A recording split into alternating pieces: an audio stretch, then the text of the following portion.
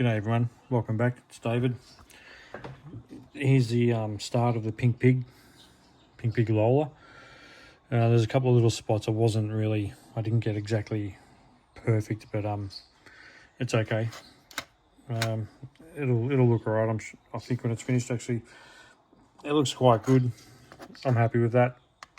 I've got another probably 6 or 7 to put on, maybe 8. It's not going to be true to form like the actual Porsche was, but it'll look very similar. So I'm happy with that. Let it dry out tomorrow. It's going to be 30 tomorrow, I think, here. So it'll dry during the day, or overnight as well during the day in the garage. It'll be quite warm in here, so then I'll give it a nice clear coat tomorrow, just a light dusting tomorrow, and then I'll go a little bit heavier the next day with another coat, and hopefully it all seals in well and nothing lifts, and it'll be all good.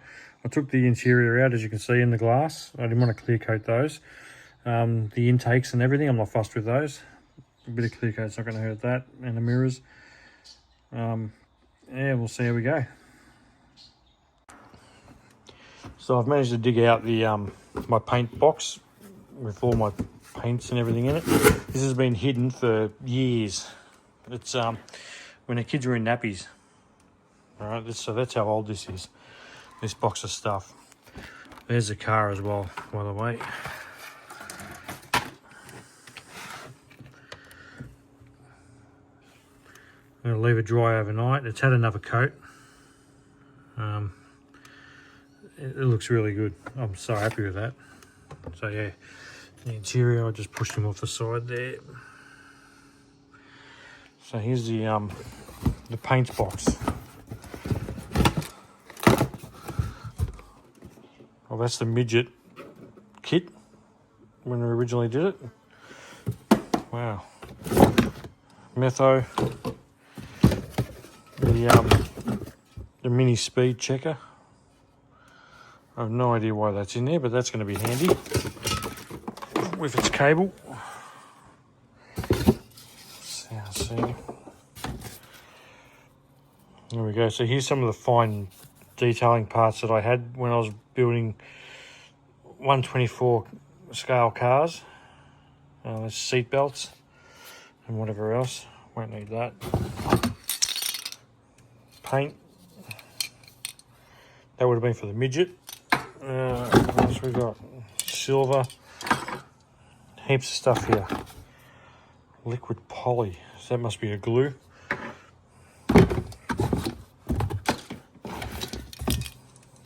More paint.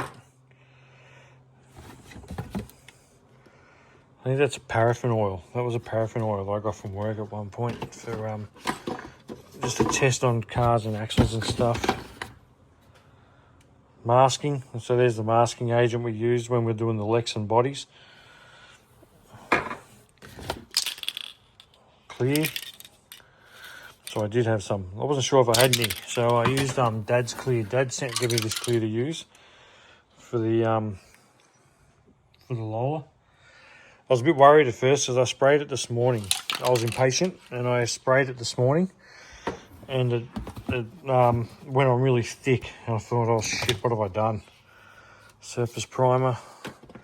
So I had to do another coat because it was looking a bit patchy. It had like a bit of an orange peel finish. Because it didn't level, if you know what I mean. And I had to wipe the wing as well because the wing really orange peeled up. It really looked horrible. More paint. It's acrylic paint mini. Oh, there they are. There's the rest of them. So there's a flat clear, which I don't know why I have flat clear. There's that's the tape I used for the masking of that. Well, the detail of the silver detail. So yeah, plenty of paints here. Lexan paint, Lexan body paint. More Lexan body paint.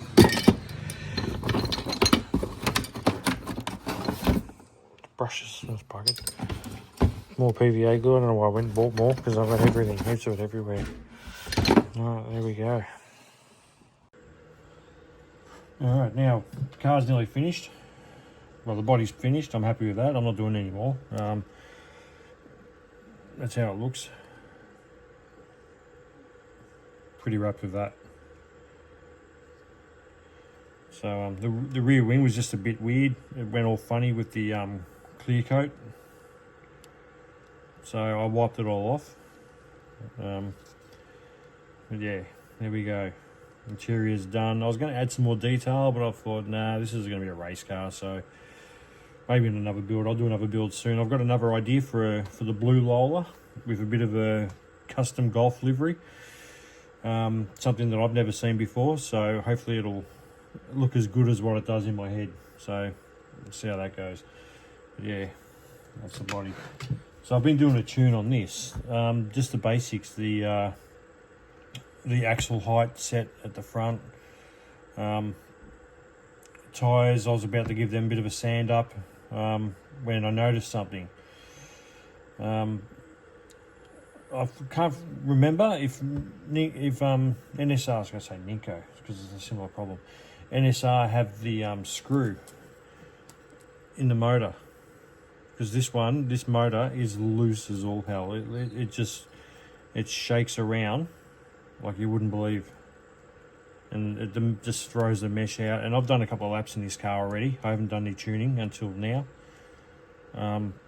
These cars are just pretty much fine out of the box. The tyres just need a bit of a scuff just to get them roundish. Round is what they should be. True.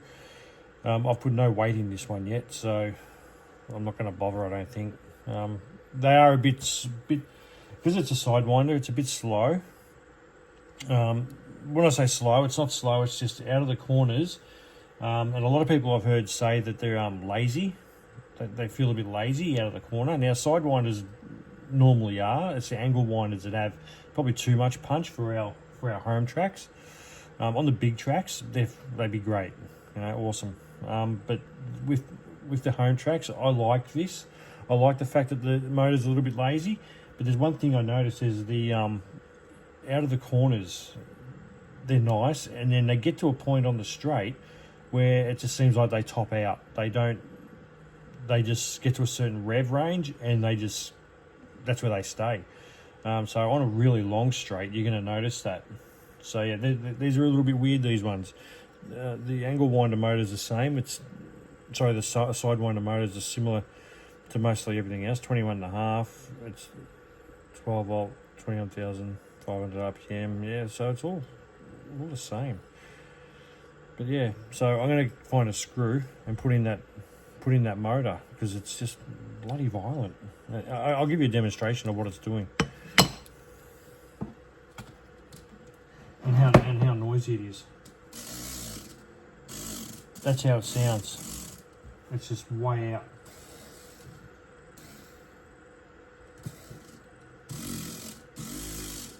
If you try and stand it, hear that? That's rubbish. That's the motor bouncing around everywhere in the actual pod. Now, I've never ever come across that with an NSR. So I'll find a screw and put in there and see what happens.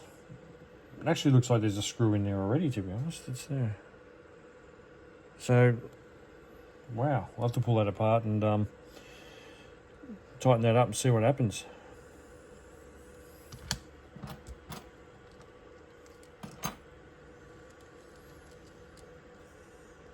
I'll just undo the wheel.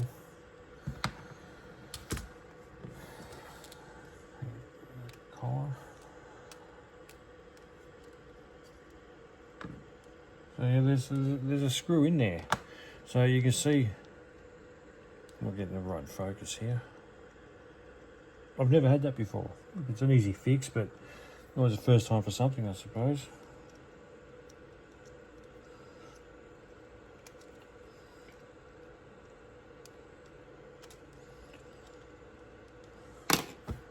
Screwdriver doesn't spin. Alright.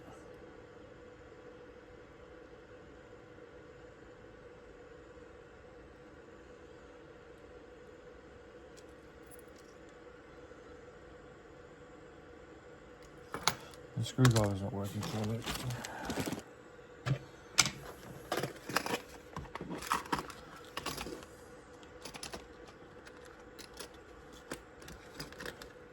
This one.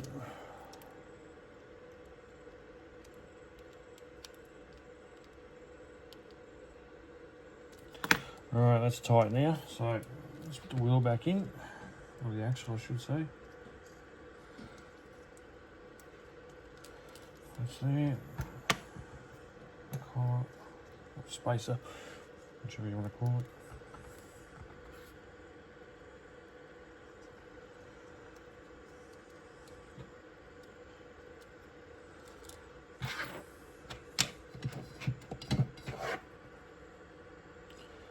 Tighten it up. Just give it, back it off a little bit on the spacer.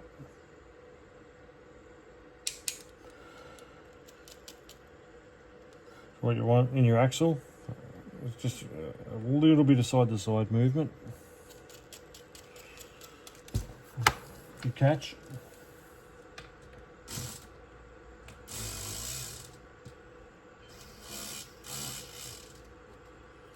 All right.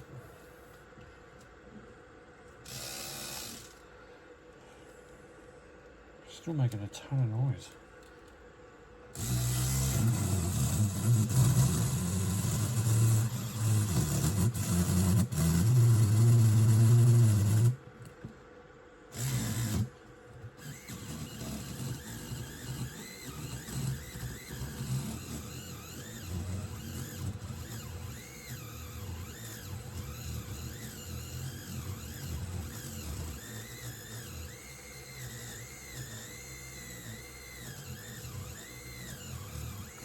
Alright, it's a light scuff. One thing I found is this new chassis is, I mean, obviously because of all the holes, it's so flimsy. Yeah, I don't know if I like it or not.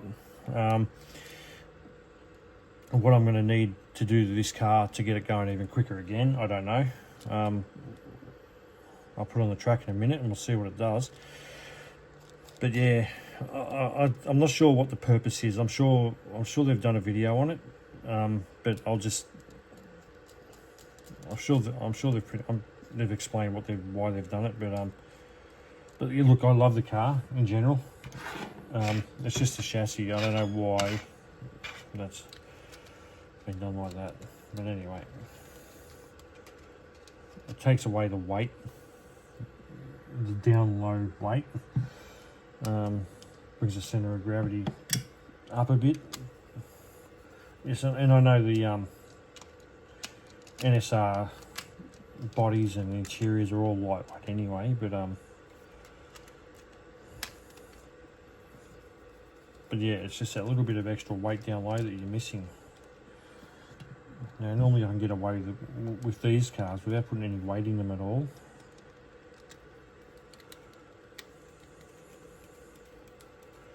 Okay, so I'm just going to leave the body a little bit loose. I don't normally touch the pod. It's just me. I don't know. A lot of people loosen the pod off and put a bit of tape over it.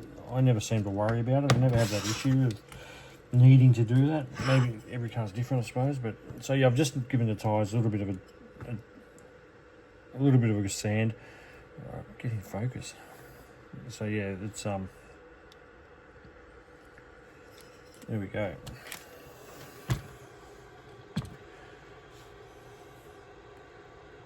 And there it is. Light up there.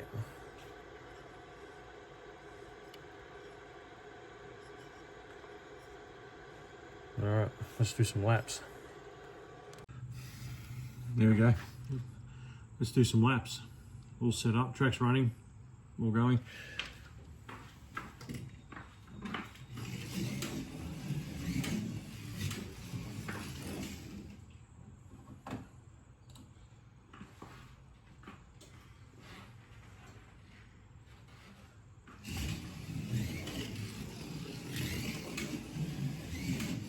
If you hear it down the straight, you can hear where it just tops out, doesn't go any harder.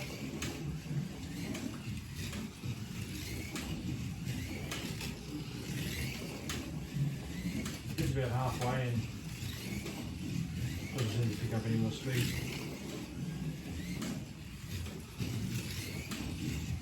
That's alright, I think it needs a little bit more work. I'll have to take the tyres to the truer. Put them on the axle on the tyre truer and just give them a proper truing, I think. And still not, probably in the fronts as well.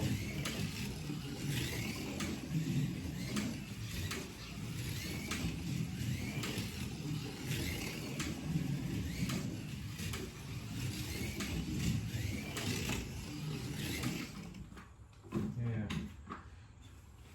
597. Okay, let's see if we can get that better. Okay, on the truer.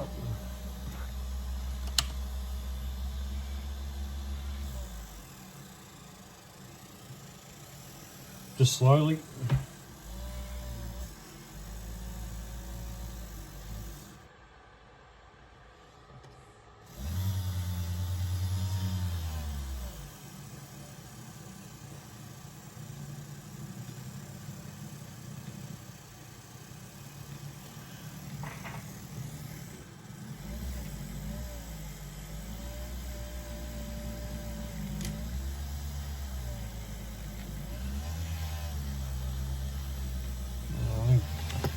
That'll do. I'm happy with that.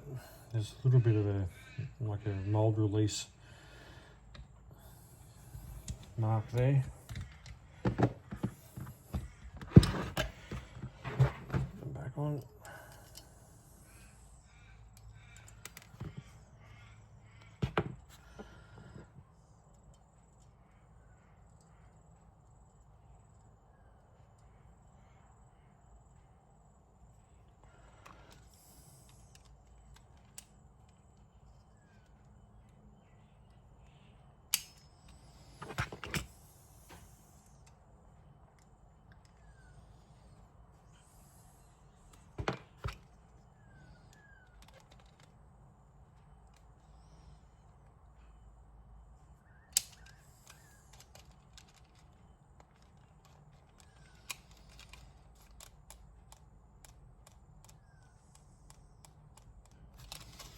All right, I think I'm going to do the fronts as well.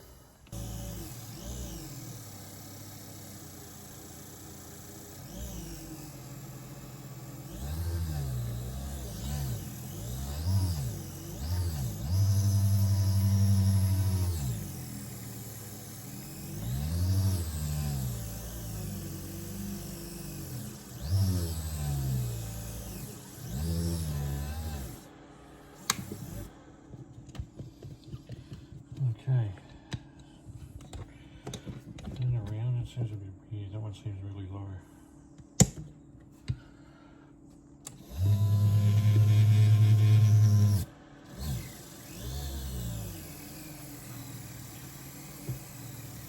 Just a light true, just to get them round. Yeah, a lot came off that one and not so much on this one. So, interesting. That'll do for that one. Okay, let's put it back together. Okay, so tyres trued. Front have had a bit of scuff up on the truer as well. Let's see how it goes now.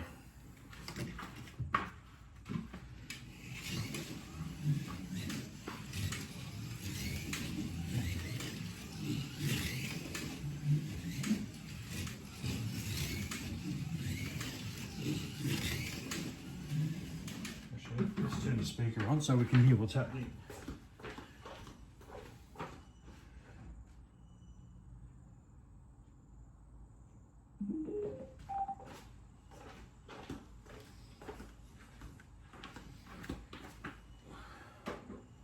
So we're running at 9 volts at the moment.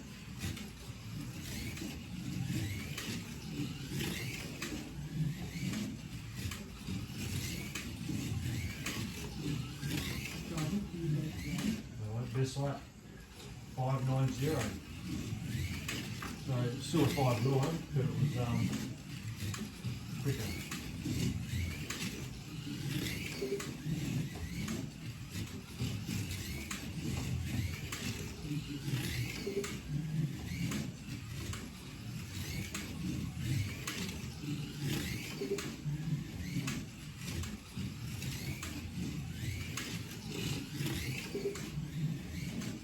consistent 5.9s.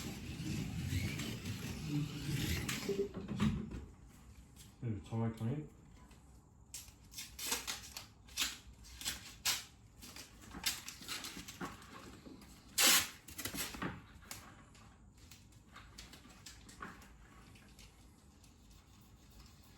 Yeah, see that?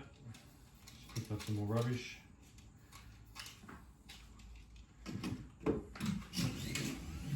No, let's get 5.7.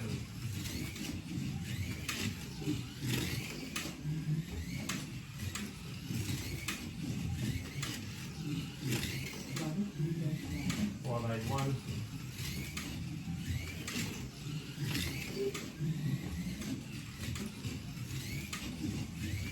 So just truing those tyres, 5.74.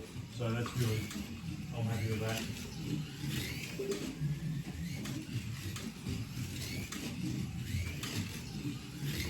Just truing the tyres, even the fronts, just taking a little bit of the top off the front tyres. Made a massive difference. Now it's just singing, or may need a little bit of weight in the back end, I think. Or maybe where the factory back end is, right in front of the motor. But I'm happy with that.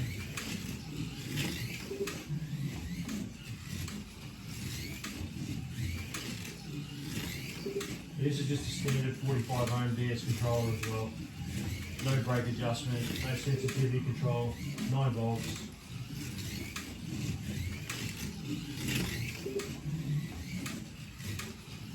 Yeah, you can do a little touch of weight, I reckon. Oh, there you go, 739, so it's gone quicker again, just in that lap.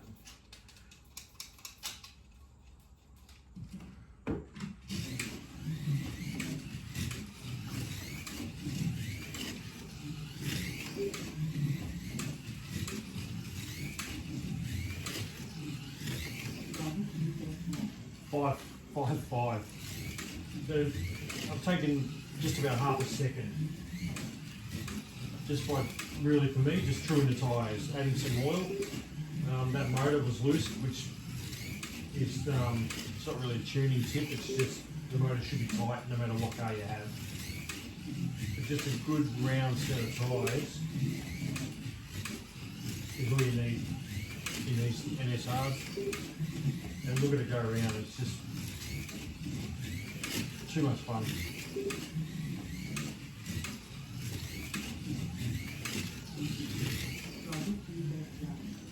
5.5 again. There we go. These cars are too good. They really are too good. And for the value for money, these are, yeah, it's over $100 here in Australia, but you can't fault them, you know. So there we go. Thanks for watching.